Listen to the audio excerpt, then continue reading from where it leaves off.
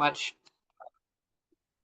All right, now we'll start praying. Father, thank you very much for another opportunity to hang out with my friends and some people I don't know yet, but we'll soon be friends, I hope. And we do start this in prayer, even though we're doing a lot of like intellectual and I don't know, stuff outside of the church box. But we still do this to glorify you. We want to understand more. We want to know what the culture is of this text that you've given us, this mini text, this library of texts. And so, in understanding the Bible, we hope maybe we'll understand you a little more and surely more about us. So keep us curious, help us to ask great questions, to be kind as we interact with one another, humble, knowing we haven't got it all figured out yet. And we will give you the praise and glory as we all hopefully continue to point to Jesus. In Jesus' name, amen. All right. So, just a reminder for everybody, in case it's your first time, and since I see a few people are, and I just want to remind you all that, the point of this is to step outside of our little evangelical box to get a little bit of, scholarly consensus, some research that exists out there, the kind of stuff that I do that scratches an itch for me. I read just dozens of books on this subject, and then I just regurgitate it to you in really terrible form. But hopefully you remember some of it. And the goal, we can disagree with each other, and it's okay that the church doesn't always agree with us too. And most of us will jump back into our church box and be happy about it. But either way, we're going to try to stay unified and connected with each other. And here's what we're talking about. Monsters. The bizarre, the unworldly, the netherworldly, especially today and the next few weeks, we're getting into the netherworld, this whole other existence that's there. But we've been dealing with monsters like cherubim and seraphim and destruction, the demon destruction, and a whole bunch of other kinds of demons. Angels, weird angels that kind of do things. Actually, the destruction is actually an angel. I can't remember what else we've done. We've spent a lot of time doing these things, but that's what we're kind of going through. So monsters, and you might say some of these aren't monsters. Angels are good, guardians, etc. Well, you got to go back and look at that particular thing. Angels seldom seem to be the kind, nice things that we want them to be. In fact, that's why they're usually saying things like, don't be afraid, because something terrible is going to happen, except for every once in a while. And our question throughout this has been kind of asking this big picture question: who is the real monster here? Like, it seems like most of these things that are going out there and doing terrible things are doing it at God's behest, right? He's the one who keeps pushing them out and saying, go do these things. So that causes us problems sometimes.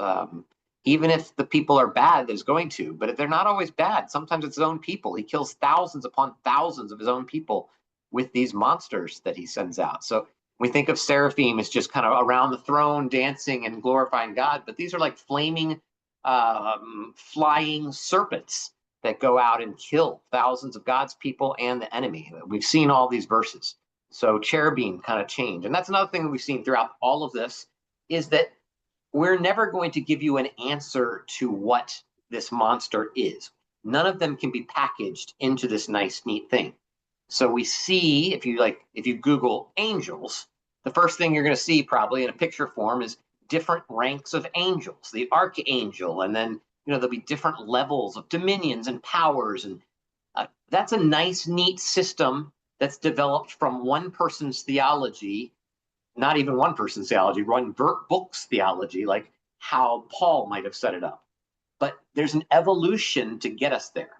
So that's what I want to keep seeing, that these gods change over time. And some things that are gods in the Old Testament become angels or demons in the New Testament. Not really. They don't really shift.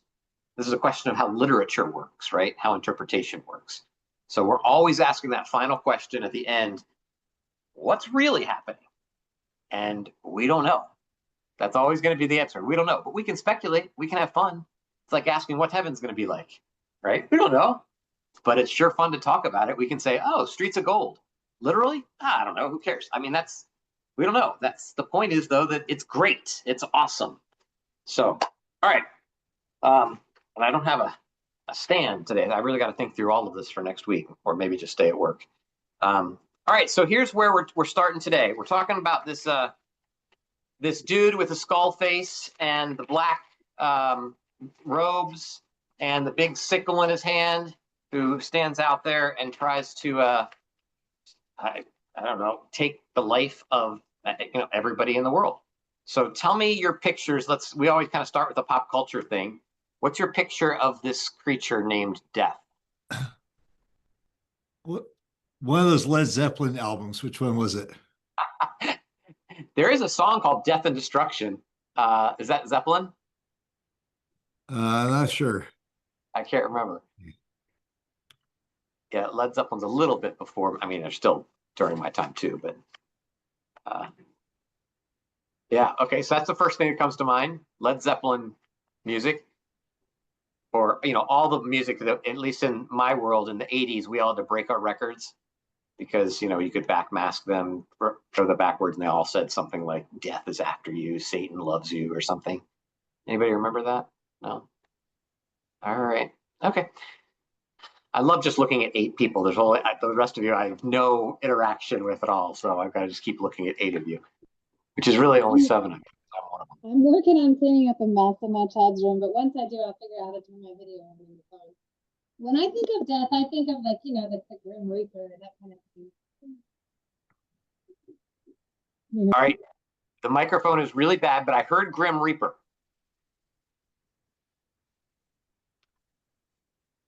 Right? Okay, Grim Reaper, yeah. So the big cape, the Reaper, he's reaping the stalks of wheat and stuff like that, right? So yep.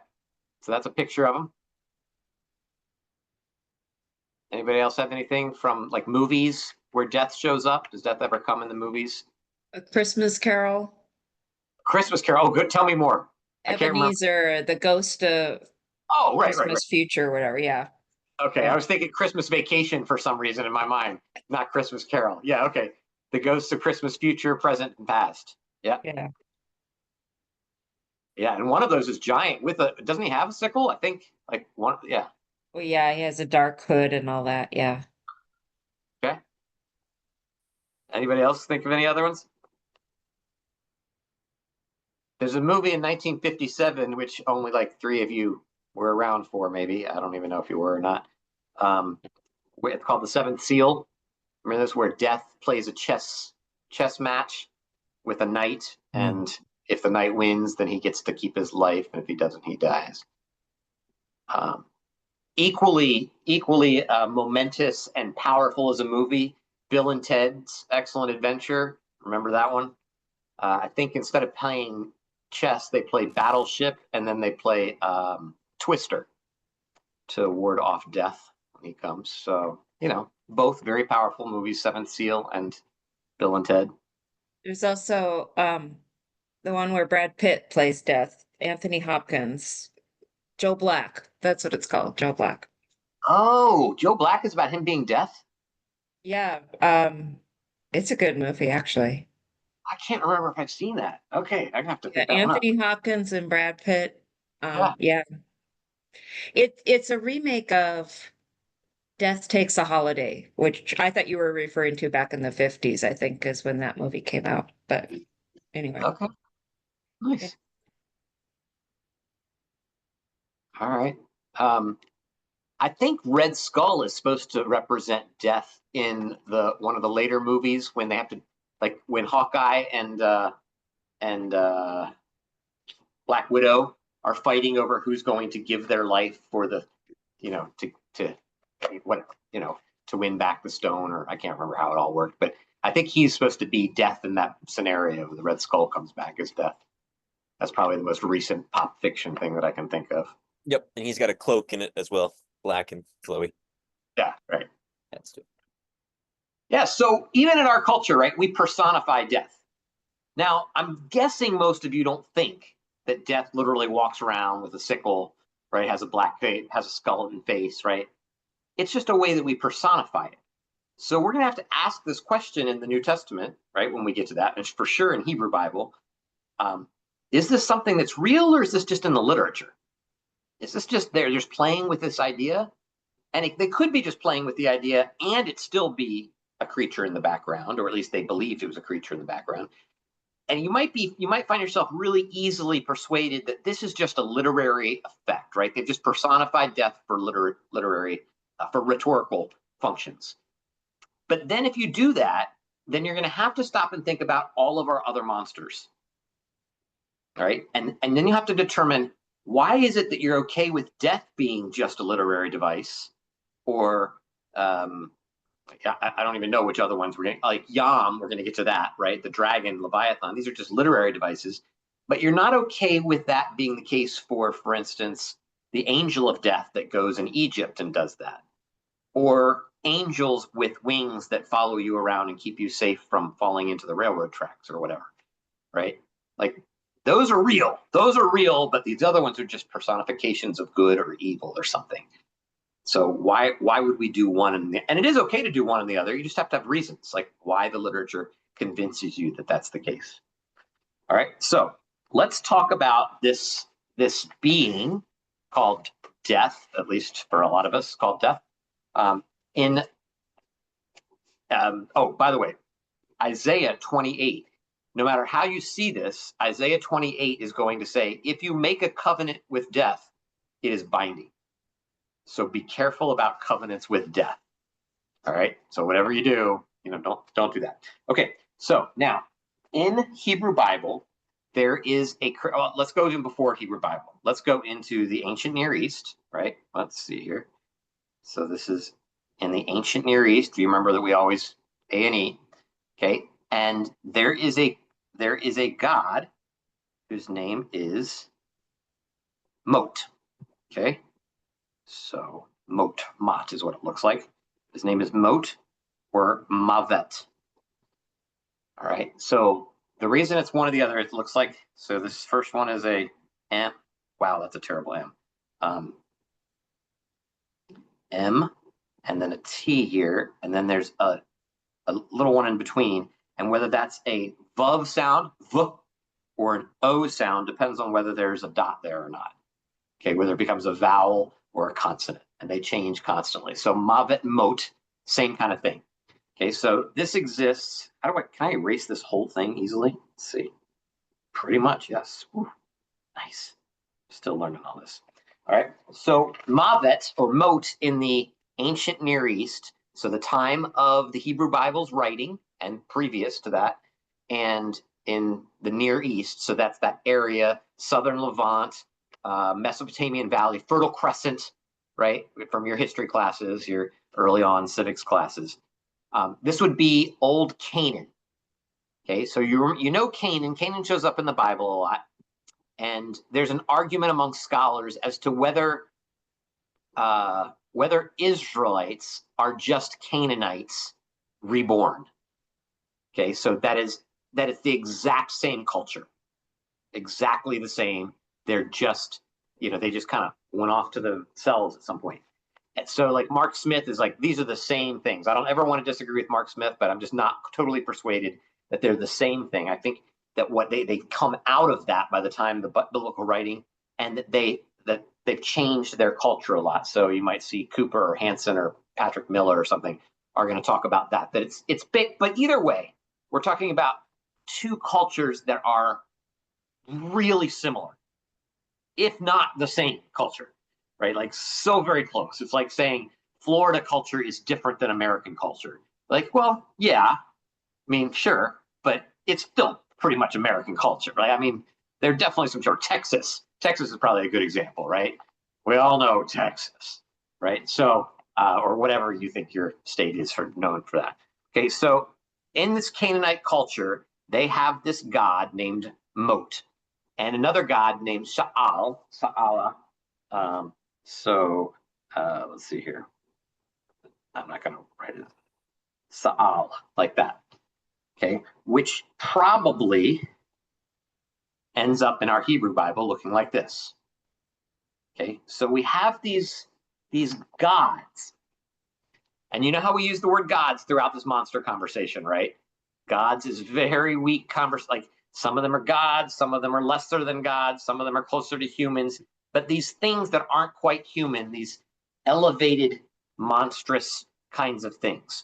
So I'm going to take you back in time, 1929. So this is 100 years ago. They found in Ugarit, in Ras Shamra dig, they found these incredible writings. Let's give you a little bit of background because of this. There's a few of you who are super nerds. So like, you know how we always do this, right? This is Israel. Okay, something like that. It's hard to do on this one. So Ugarit is way up here. Okay, it's up against the sea there, Mediterranean Sea. It's right on the corner of it. It's where it's probably considered a Syrian town, so an Aramean town. Okay, this Ugarit, and Ras Shamra is in there. So right across from it would be Assyria, which would be like Iraq and those things. This would be Lebanon, right above Lebanon. Okay, that's what we're talking about. Okay, so there's in 1929, they find these things. You can see this would be the same kind of culture. It's just a little bit north of where Israel is. So they find something dated from 1500 to 1200 BC. That's what they're doing this.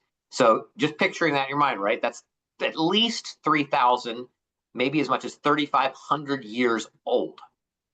Okay, this is some old writing, seriously old. And they find these things, and they find pantheon lists, that is groups of gods, names of the lists of gods that are up there.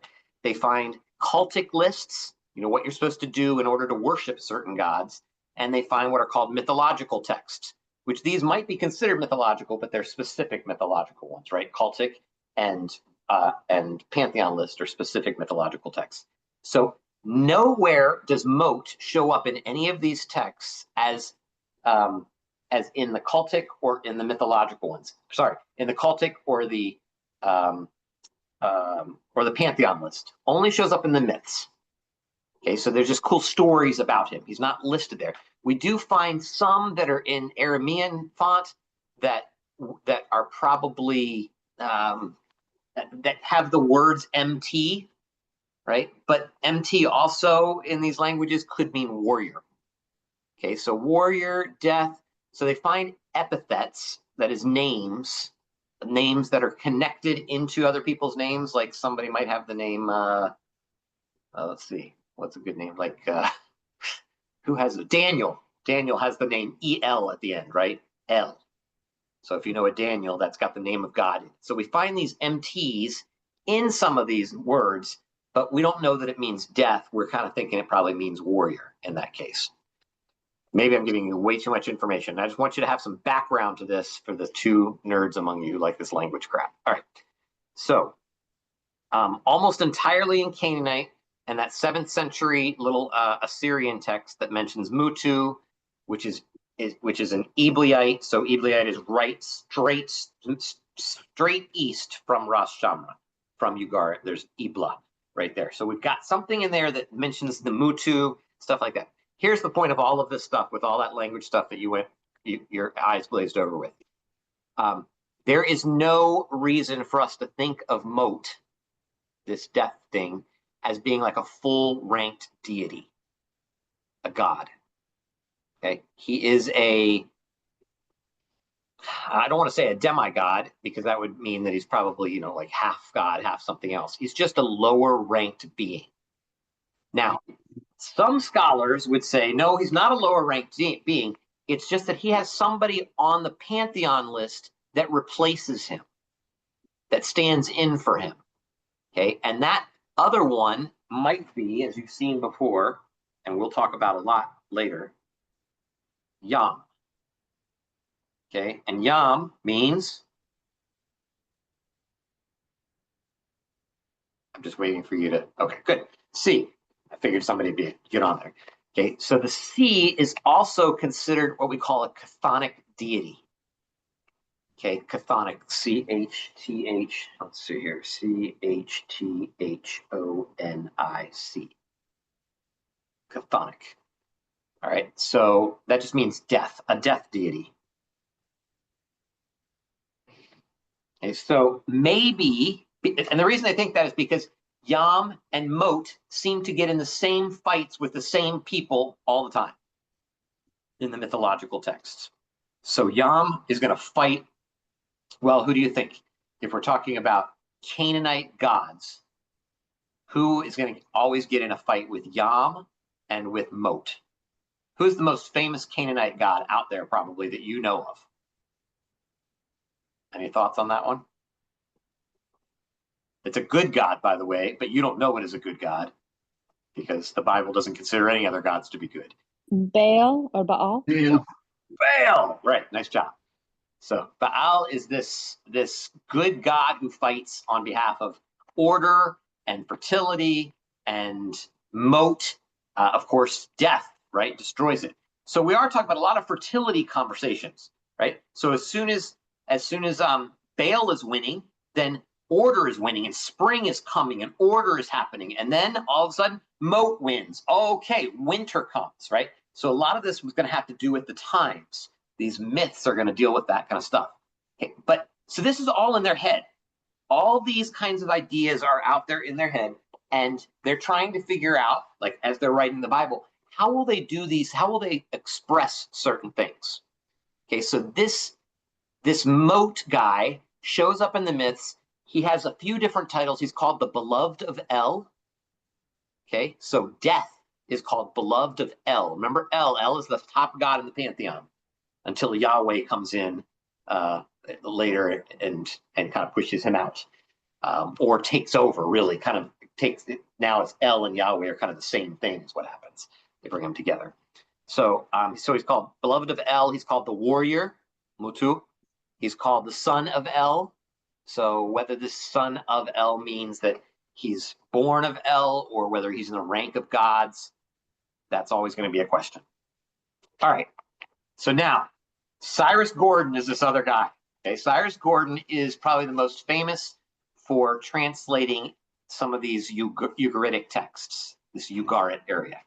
Okay, so anytime you see in a technical book you see UT, that's German for Ugaritic texts, right? Ugaristische texture. Okay, I don't have any idea, right? So, but this is his textbook on this. A lot of times you'll see KTU as well, which will be these old myths. KTU is the Kyle. Yeah, I can't remember. Okay, but again, German something or other, and it ends with Ugaritic, right? Ugarit. That's the idea there. Okay, so all of these texts tell us a lot about Mot. So when we get into the Old Testament, right, which is just another Canaanite book, okay, when we get into that, we'll have an understanding of where it's coming from. So like Mot in these mythological texts is going to have hands, it's going to have feet, he's going to have a giant mouth. They're going to describe him with all these things. So I wrote a few of them. This is from Ugaritic text 67. Truly, I will eat with both my hands, right? So he's got two hands. He's eating. At the feet of Mot, bow down. So he's got feet, of course. He's got a huge mouth. He swallows people. It's insatiable, his appetite. My appetite longs for human beings. My appetite for Earth's masses. He wants to bring all of them in. Verily, I've gone down into the throat of divine Mot, into the gullet of the hero loved by El. If it is in very truth, my desire to consume clay or flesh, then in truth, by the handfuls, I must eat it. Whether my 7 portions are already in the bowl or whether Nahar is the river god, has to mix the cup. Here's one more. Even as Mot has jaws reaching the earth, lips to heaven, and a tongue to the stars, Baal will enter his stomach and go down into his mouth as the olive, the product of the earth. Okay, I love these things. I know probably a couple of you smile when you hear this, so that's why I do it. Like, this is the background of everything that's coming. And so he regularly swallows Baal. This is what Mot and sometimes Yam do. And what we're going to find, Eretz. Eretz is the word for land, like Eretz Yisrael, right? The land of Israel. In the beginning, he made heavens and the earth, Hashemayim ha'eretz. Yeah. Can I ask a clarifying question? Of course. Did you not say earlier that Mot and Yam were the same one, or are they interchangeable, or no? So that's the scholarly thing, that These seem like they're two different creatures, but in the Okay. pantheon list, all we see is Yam in the Godhead. We don't see Mot. And so some people say, yeah, well, we wanted to have a chaos monster in the pantheon list, and we have Yam, so that's good enough. Maybe Mot is a lower rank, or maybe Okay. he's just as high a rank, and they just equated them, like El and Yahweh are later going to be equated. So we don't know. We're talking about 3,500 years ago. We're trying to make, good guesses as to what's happening. But yes, Yam means sea, and Mot means death. So these are different things, but they're both chthonic. They're both disorder deities, right? Beings. So they bring disorder. And so does Sa'al, right? So Sheol, as we know it, the grave. So this Sheol is often, the whole idea is that Sheol brings people into this underworld, this netherworld that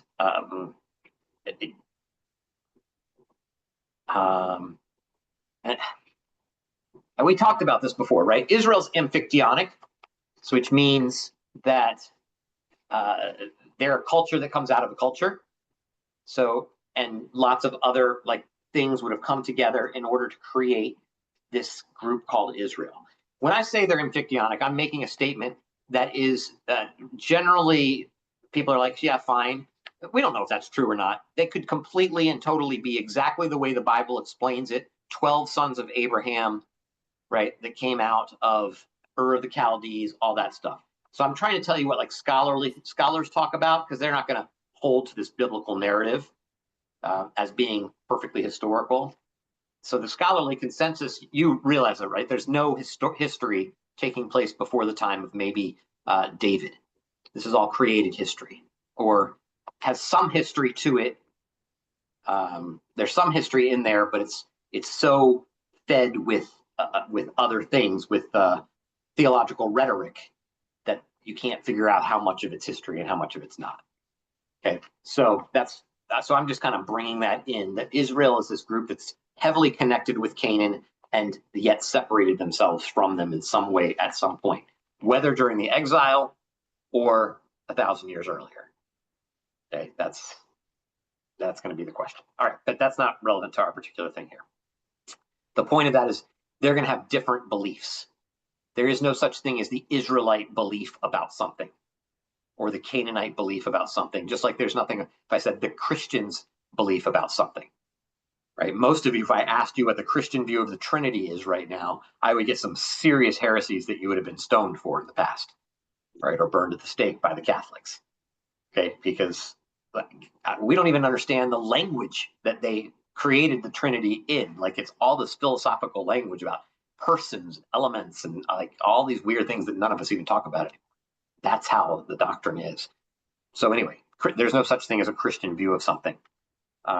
So Sheol applies to the abode of the dead, the grave, the state or condition of death, the brink of death, all these different ideas. It has something to do with, dying, right? Going into the grave.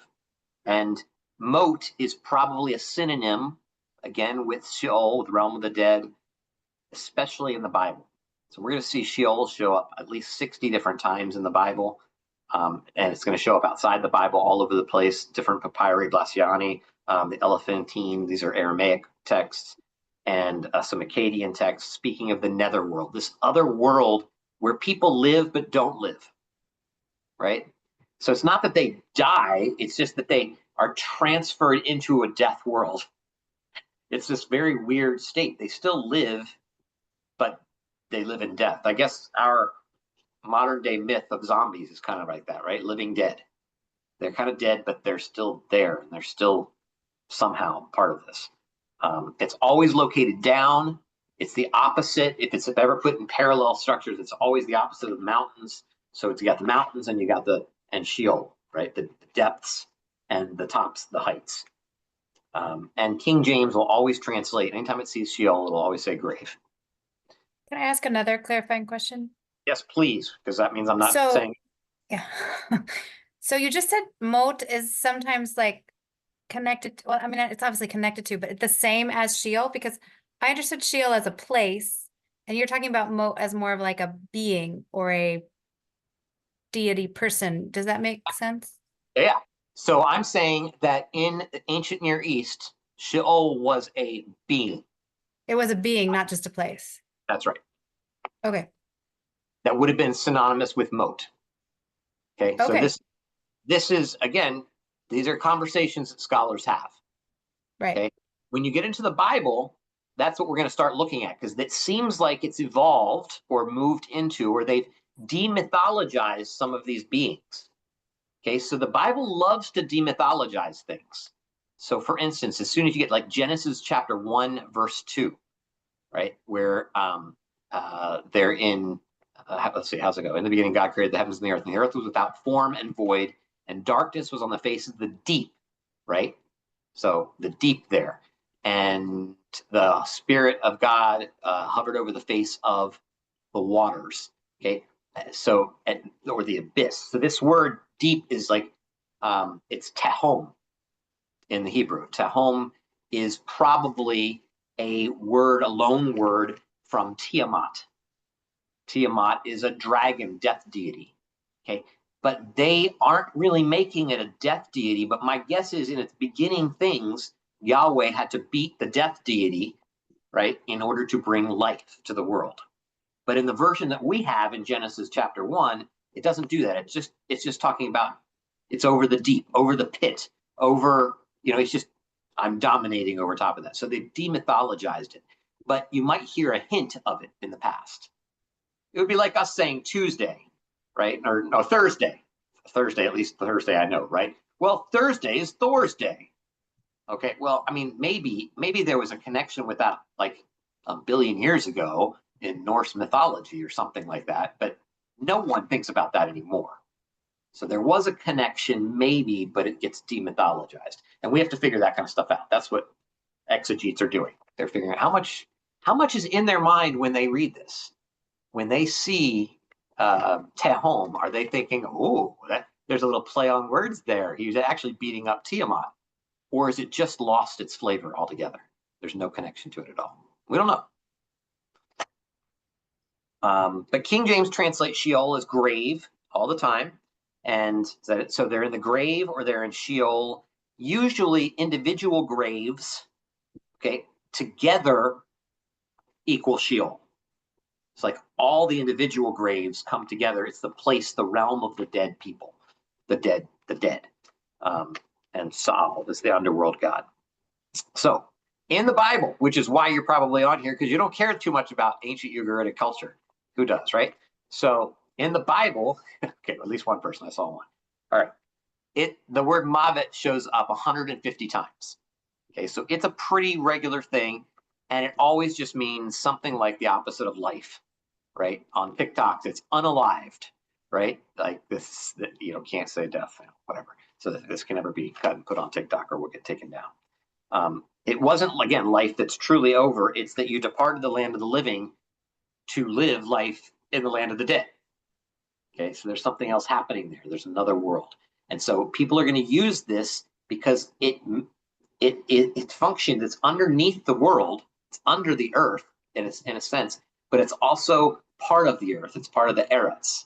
So sometimes these beings might be able to get out. So we get shades, or we get jinn, or we get, depending on the culture, those kinds of creatures, or demons. Okay, things that dead, and you have different names for different things at different times. Okay, depending on the cultures. And again, with Mavet or Mot in Hebrew Bible, hands and feet. This is Psalm 89. Where is the man who will remain alive and shall not see death? Who will deliver his life from the hands, my yad, of Sheol? So Sheol, the netherworld, has hands. Right? Again, personified. Did they really think he has hands, or are they just trying to make a point? They probably in the past had hands. Now they're just kind of using this as a metaphor for something. Hosea 13:14, from the hand of Sheol, I will ransom them. So from the hand of Sheol, I will redeem them from death. So the parallel line is redeeming from death, Mot. Okay, Sheol and Mot. And then, oh, Mot, where are your plagues? By the way, plagues, I think the word there is deber, which we talked about last week. but we're going to talk about significantly in the next couple of weeks. Deber is one of those chained demon dog things, right? Deber is like Resheph and Hebyon and Barad. Okay, these things that he sends out, plague, pestilence, those kinds of things. So, O death, where are your plagues? O Sheol, where is your destruction? Abaddon, right? So where are these things? So death and Sheol, again, kind of compared to each other. And they have hands. And a mouth, in the Bible, he's got this enormous rapacious appetite, which casts a shadow on the whole underworld. Just the mouth. He's basically a big mouth. Okay, whatever this is. And you can think of this, right? That the mouth of caves, right? It's going to open. Sheol, moat, death. It's going to open up, and then you're going to take them in. Think about number 16 when the flame comes out of the fire, out of the incense, and destroys people, and then Korah and his people, right? The earth opens its mouth and pulls them down. Okay, so I think, Kevin Bacon in Tremors, the only good Tremors, there's like 19 Tremors after that, but as it comes up, and pulls them down. Okay, that's how I picture what this looks like, giant worm. So here it is in Habakkuk 2:5. The arrogant man opens wide his gullet like Sheol. He is like Mavet, moat, and cannot be sated. Can't be taken care of. Okay, so this is the arrogant man he's opening his mouth like Sheol. So that is Sheol, Sheol, the one who's known for a big mouth and death. That's what the arrogant man is like. So it's comparing him to that in Habakkuk. Isaiah 25:8. I use this when I do funerals probably at least every other time. I use Isaiah 25:8 because it says that in this Yahweh will swallow up Mavet or moat. Right? Yahweh swallows him up. Graphically physical of what's happening there. God makes a feast of rich food and fine wine for the people, and then he feasts on moat. He eats moat, which is what moat is always said to do, right? Okay. And Paul is going to jump off this. You guys know this part, right? So Paul's going to jump in. He's going to use that line in Corinthians saying that life swallows up death forever. Okay, which is just this, because death is the swallower. Death always has the big So when you say life swallows it up, that's like, oh, this is so powerful. Isaiah, and then Paul's going to use it, Corinthians. And so we talk about life, what was truly life. And of course, Jesus is truly life. So he destroys all that. It's awesome. Proverbs 1, like Sheol, let us swallow them alive and whole, like those who go down to the pit. That's the RSV. I think it did a good job with that. Isaiah 5:14. I translated this myself because I didn't like most of the translations. It says this: therefore Sheol opened wide her throat. Okay, so that's the word nephesh. Nephesh is usually like appetite, but I feel like it needed to be concretized because the next word is and distended her mouth without measure. So the idea is that he's swallowing. But you could say her appetite, I guess, just doesn't make a lot of sense. And her nobility and her multitude go down, her throng, and he who exalts in her. I don't have a lot of full texts. Let's to have us read a couple of these. Because I'm doing almost all the talking, and that's very unusual for me. Let's see here. Okay, so I said Eretz. Remember Eretz? Eretz Yisrael is the land of Israel. In the beginning, God created the heavens and the earth. So earth is also a lot of times this idea of death is in there as well.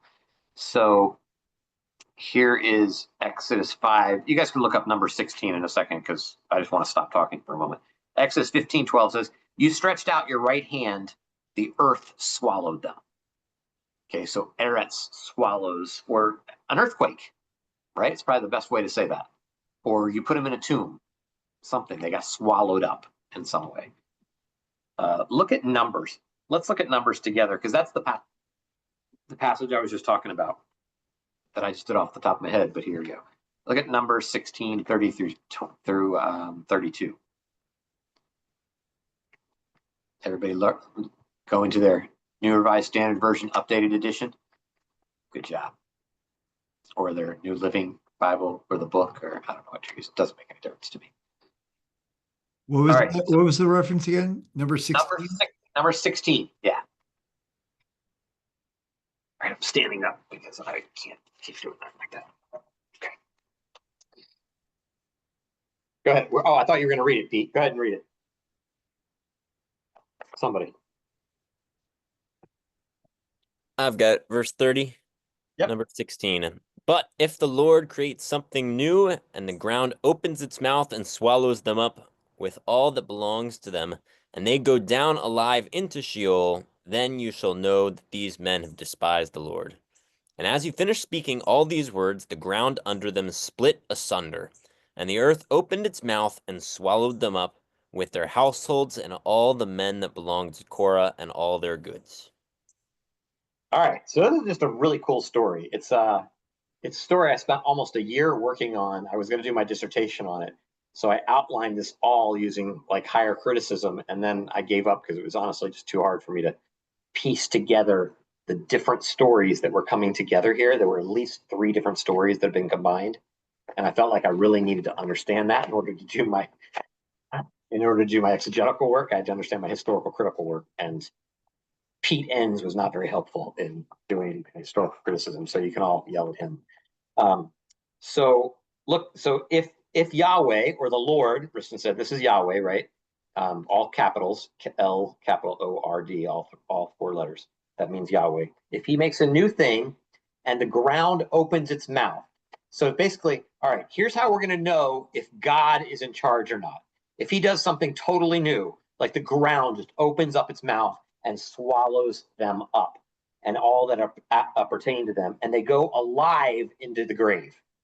So normally when you go into the grave, you get carried in, the stone gets rolled away, you put the people in, right? But this is happening alive. They're just getting thrown into this thing. Then they'll understand that these men have despised Yahweh. And then, of course, what happens? Exactly what he just says. Something, and I guess it's an earthquake, or it's Kevin Bacon's tremor worms, or something. We don't know exactly, but they get eaten up. So the earthquake opens, they fall in. Indiana Jones reaching for I'm gonna get okay. Like, remember the earthquake? Just give me a nod. So you're like, yes, we like your pop culture stuff, Jace. Thank you. All right, good. Okay, thank you. Yeah, so there's that. Okay, 8:48. Let's I'll just read these other verses to you, and then we'll have a little conversation about it for the end. There's another word that is it's the word seter, S-E-T-E-R would be in English probably, and it's the word for crypt or netherworld or secret place.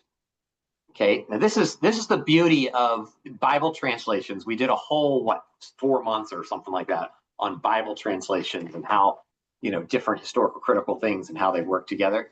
So this word shows up in, I'll just name these 2 places. This is Job 40 verse 13, and it says this: bury them in the dust together, bind them in the infernal crypt.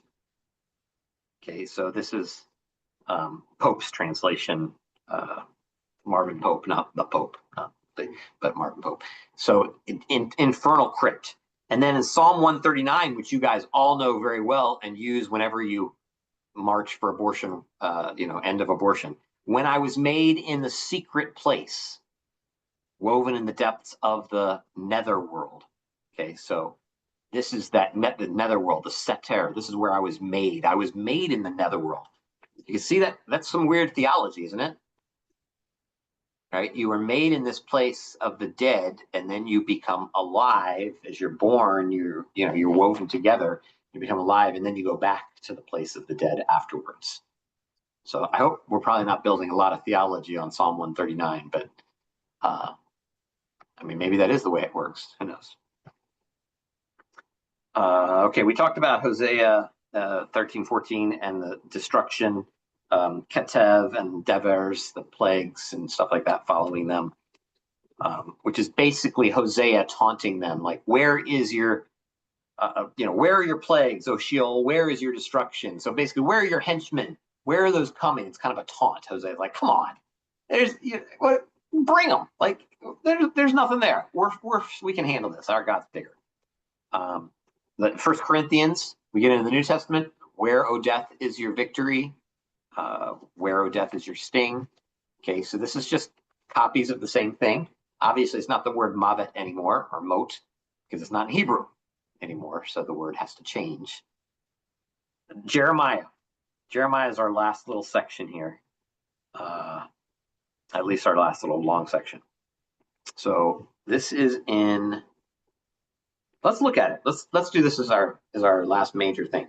Jeremiah 9, starting in verse 15.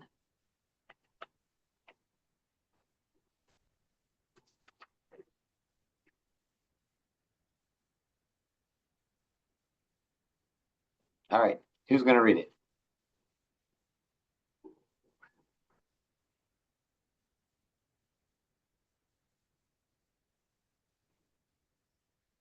Jeremiah's in the Old Testament. I The can do major it. prophets: Isaiah, Jeremiah, Lamentations, Ezekiel. Okay, Did you say 9:15? I did say 9:15. Is it not right? Go ahead and start it No, there. it's probably right. I just wanted to make sure that's where I start. How long do you want me to go? Just read the first couple verses and then I'll stop and talk for a second, maybe, and then we'll keep going. I don't know what I'll say. We'll see. Okay. So now this is what the Lord of heaven's armies, the God of Israel, says. Look, I will feed them with bitterness and give them poison to drink. I will scatter them around the world in places they and their ancestors never heard of. And even there, I will chase them with the sword until I have destroyed them completely. Okay, so This- here, who stop there? Who is the one who is doing this? God. God. That's a good answer. Yes. Right. Yahweh. And I like yours, Suzanne. You said Lord of heavenly armies, I think, or something like that, which sounded very cool. Or Lord of hosts, the God of Israel. It's got all of that in there, right? Elohim Yitzrael. It's all in there. I'm feeding the people with wormwood. Remember wormwood from Revelation later on? Or from at least the Calvin and Hobbes books, Mrs. Wormwood, which is all based on the Revelation verse, right? She poisons, right? She's the poison of Calvin's life, is Mrs. Wormwood, his terrible teacher. But Revelation is about this star, Wormwood, turning all the waters bitter, poisoning all the people. So Revelation is bouncing off of Jeremiah and this understanding here. But the point is, I'm going to send the sword after them until I have consumed them. God is after them. Okay, jump to verse 21. For death has crept in through our windows and has entered our mansions. It has killed off the flower of our youth. Children no longer play in the streets, and young men no longer gather in the squares. Keep Yeah, going. no, that's good. That makes my point. Okay, so the point is that God is poisoning them. He is making the ancestors, let's see here. I will scatter them among the nations that neither they nor their ancestors know. Okay, he's poisoning them, he's scattering them, and he's sending the sword until he consumes them or swallows them up. And it culminates with this, it's a funeral dirge in Jeremiah, right? Jeremiah's a lamentation prophet. And it ends in this verse. This is how the dirge ends. Death, Mot, has come into our windows, has entered our palaces, cut off our children from the streets and the young men from the squares. So death seems to be like, I mean, God's poisoning the water, God brings the sword, and God brings Mavet. Okay, so he seems to be in charge of this God. Again, that's our normal thing that we seem to see. Right? He's in charge of the angel of death. He's in charge of destruction. All these things Yahweh's doing, which makes all of us, I'm guessing, a little bit uncomfortable. Okay, now we all knew that God killed. It just takes to Genesis 6 to find out that he's destroying the entire world. But all of these monsters he seems to be in control of. And we just kind of like to assume that, well, they all deserved it. And I guess technically, theologically, if we're going to use Romans or something, yeah, we all deserve it. I mean, I'm not sure that's really how the Old Testament pictures it, that we all deserve it. There are lots of people who don't deserve it. Noah doesn't deserve it. He's blameless. Like lots of people are blameless. Doesn't mean sinless, but they don't deserve it. They're innocents in God's eyes. So verse 22, and so, okay, wait. Twice in Jeremiah, God speaks of giving wormwood, poisoning the waters, sending an agent of destruction. One time a rage storm, other times snakes. You can see that mostly in chapter 8, chapter 23. And this time he sends death. And it ends in verse 22. I'll just read that real quick. Speak, thus says the Lord, human corpses shall fall like dung upon the open field, like sheaves behind the reaper, and no one shall gather them. So again, death has been personified, and death is one of those that comes as part of his entourage, as God's entourage. And death, we're going to see in Revelation like crazy, right? The fourth horseman is called death, sent by God with the next generation cherubim, right? These weird new cherubim looked one certain way in the Old Testament. By the New Testament, they look a little bit different, but similar. They're beckoning death to come, the fourth horseman of the apocalypse. The rider's name was Death, and Hades followed him. He was given authority to kill a quarter of the people on the earth. Remember all that? Can I ask a question? Yeah, this is the time for that, because I think I'm going to stop talking now. Yeah. Well, we've been talking mostly about like, more ancient Near East, with the Ugarit and all that stuff. But like, wouldn't this evolve some between like Jeremiah and the New Testament as well? Because you've got all the Greek and Roman cultures involved there as well. And they've got like the gods of death, like Hades and all that stuff, like, and their gods of death and Sheol and all that stuff that are kind of similar as well. So does that impact, more? You didn't talk as much about the New Testament references, but those references like Revelation and the other ones as well. I didn't. You know why I don't talk about the New Testament as much? It's a really brilliant reason why I don't do that. I'm just not as good at it. That's the key. I'm an Old Testament scholar. So I just let myself off the hook a lot of times by not dealing as much with the New Testament. But you're absolutely right. There's two major things. Like, so if Paul is writing something, he's being influenced by two completely different worlds that are interconnected, right? A Hebrew world view, a culture that is very Hebrew, very Bible, very, his Bible, and this Greco-Roman culture that is coming in with all of their stuff that's going to be influencing and has been around for a couple of 100 years already, right? At least, the Roman side of that, Greco-Roman, right? Alexander the Great, 3 centuries before Jesus is around. So it's heavily saturated in that. So yes, Paul had read Plato, right? He definitely understood what was going on. Plotinus, he knew that stuff. I can't even imagine him being a rabbi, a Pharisee, and not knowing the basic philosophical arguments, knowing who death was during their world, and working together to combine those kinds of things. So different books would be understood differently. So some books would definitely be more Hebrew influenced, like they're trying to connect it with Hebrew Bible a lot more, like Matthew, for instance. Paul is fighting a lot of Greek understandings. So, we like to think of it as, he's just a Greek, but he's often quoting Greeks and then saying, yeah, we got to go this way. We often interpret him as a Greek, which I think is not a great idea, because he's very much fighting against Platonic thinking.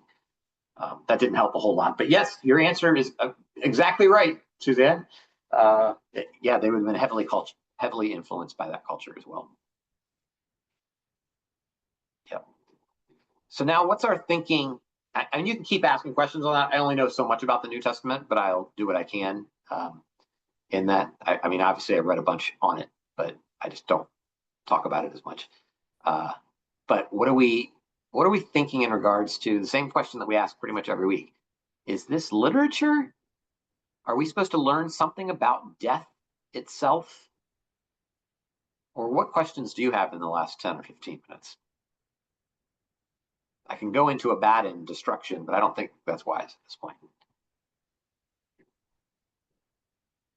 So what I recall you saying in the last thing was this thing about God's God causing this or sending this death or whatever. Yep. And we think, oh my gosh, that's horrible. God wouldn't do that. But at the same time, we also say God's in control. And does God allowing it, is that different than God causing it, or is it the same? Yeah. Okay. That's a great question. I don't know. What do you guys, what, you tell me. Is God allowing something the same as causing it?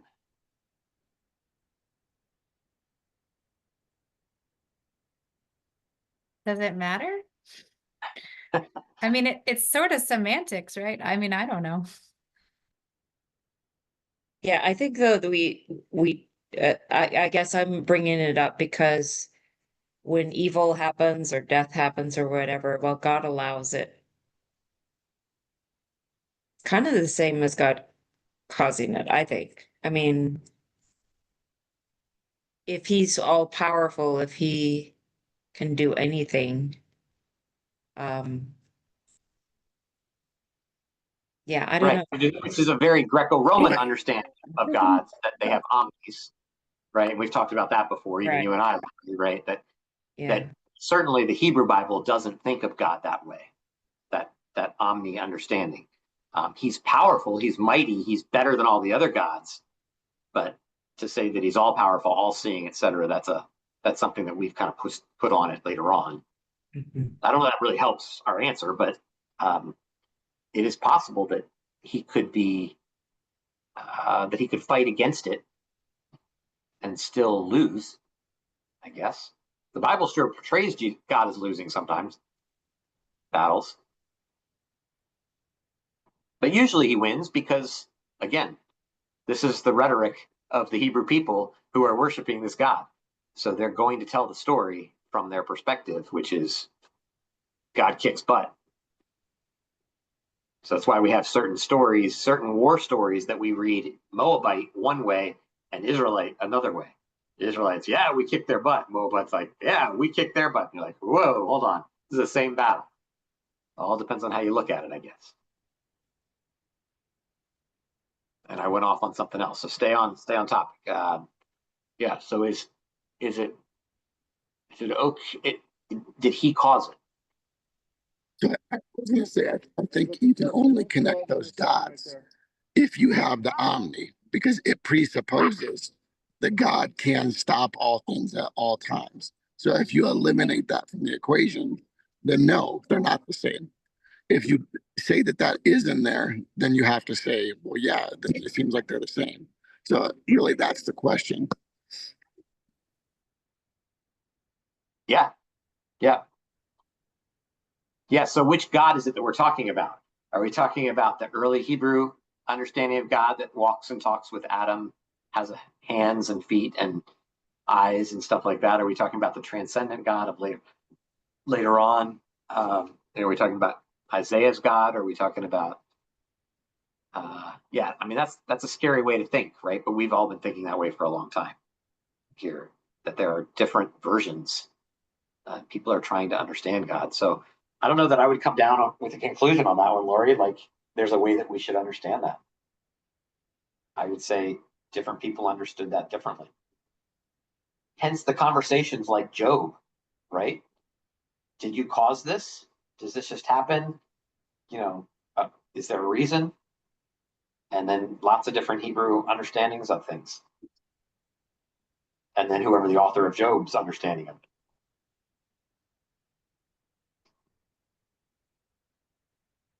Yeah. Travis, you would make a great droid on Star Wars, by the way. Your voice was perfect. You stopped listening now. The way you talked about, you know, whatever the Hebrew word mavet, is it mavet? Is that right? Mhm. Yeah. Yeah, like, and most of the references you talked about, and I mean, at least the ancient Near Eastern texts and the references in scriptures we talked about, to me, they seem to be more, I don't know, they seem to be more literature in that they seem to be more of a personification of a being than talking about like what how we understand death, like in our world. And, as somebody, I don't know. That's just my take on it right now.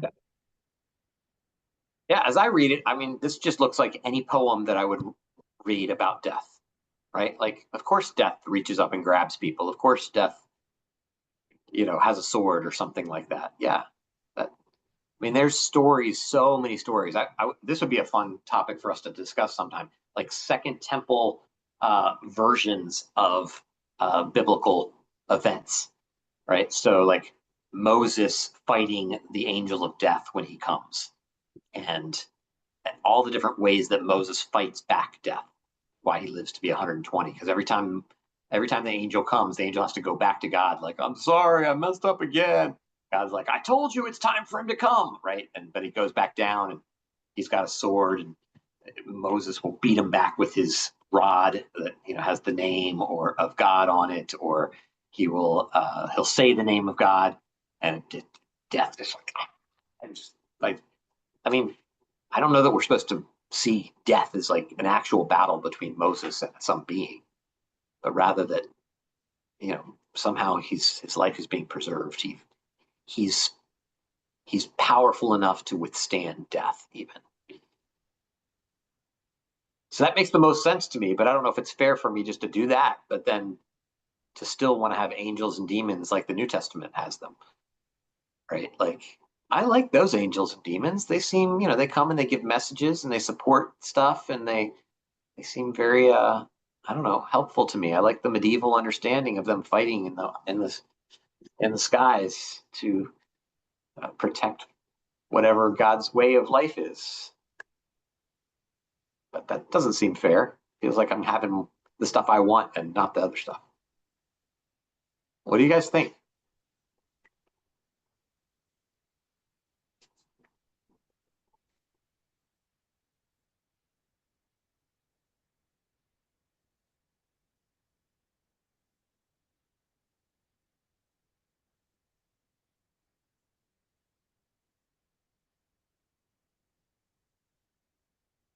I think that we're focused on the wrong questions. I think Jesus comes in the New Testament to tell us to bring the kingdom of heaven to earth now. And that's the questions that we should be more focused on. Is he doesn't go around talking about a lot of stuff. He talks about a radical way of making the upside down kingdom here and now. And it's fun to talk about and try and lead into these other things. But I don't think we'll ever understand them. But what we can help people understand is love and kindness and justice and mercy. And, I think we focus our efforts on what we can understand. It's obvious, and maybe be okay with the mystical on the other. That's what I think. Yeah, I don't disagree, but here's what I heard from you, Travis. Why are we doing Tuesday school anyway? It's stupid. So yeah. I'm so glad that I came for the very last Tuesday school. So just That's right. Congratulations on 4 years. Way to go, Jace. Thank you. Yeah. I mean, you're not wrong. I mean, you're wrong, Pete. But yeah, these are just fun squabbles to have to try and understand the people of their time.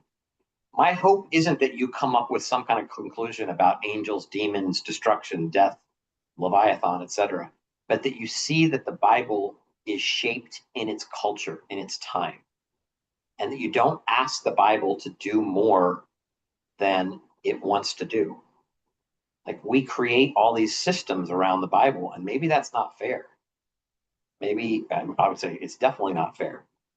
And really, what we should be looking at is, how is Jesus clarifying all of the things that are spattered, like people throwing paint on a wall, like so many different colors and all that stuff. And he comes and he kind of makes a picture out of it, right? He works that, and that's why we do Tuesday school, right? He puts all that stuff together and says, look, this is where it's all leading to.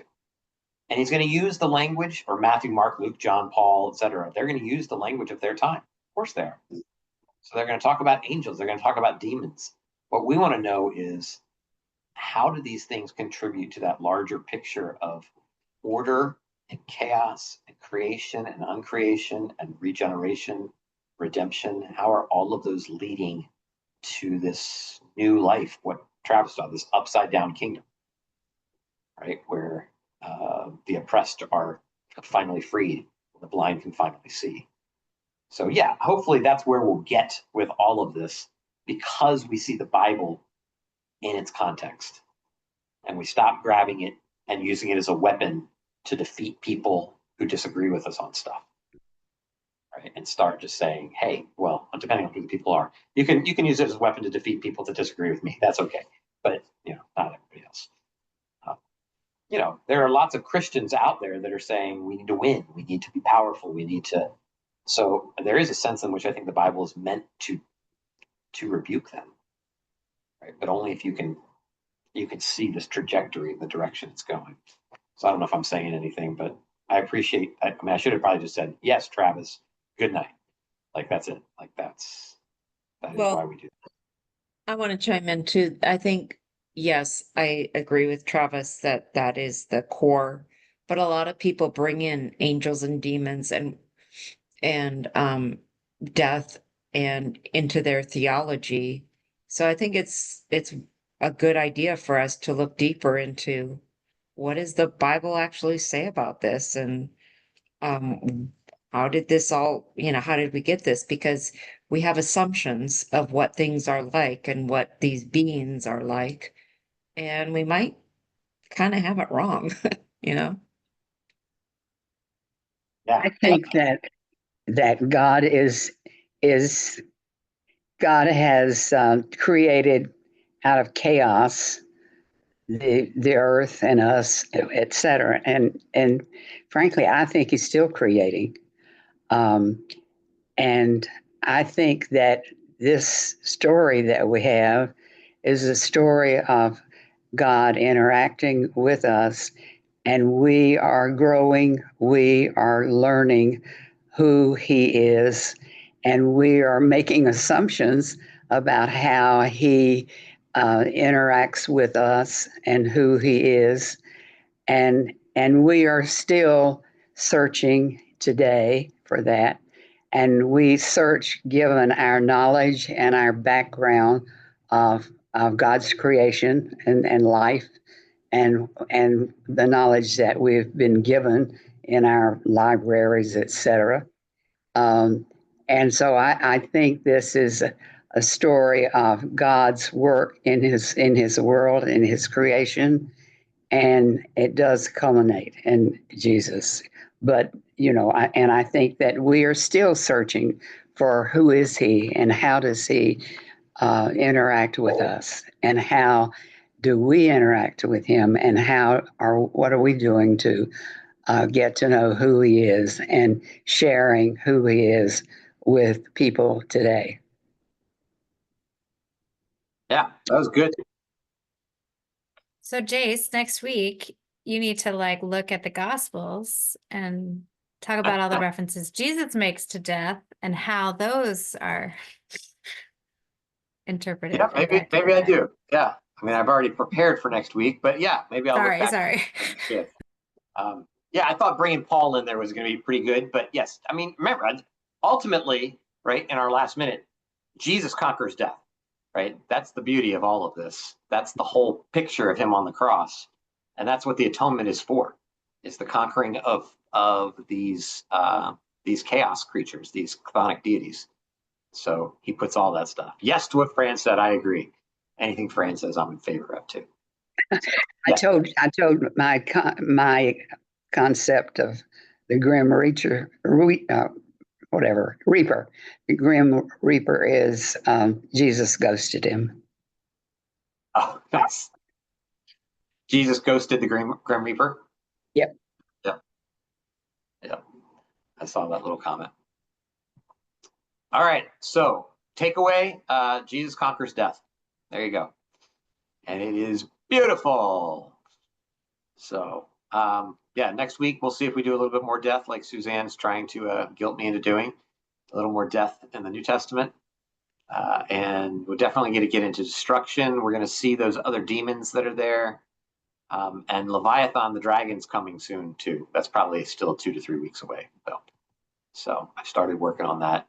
I've done that before, so it hasn't, been a little easier, but we'll do it. We'll do it here together, probably 2 or 3 weeks.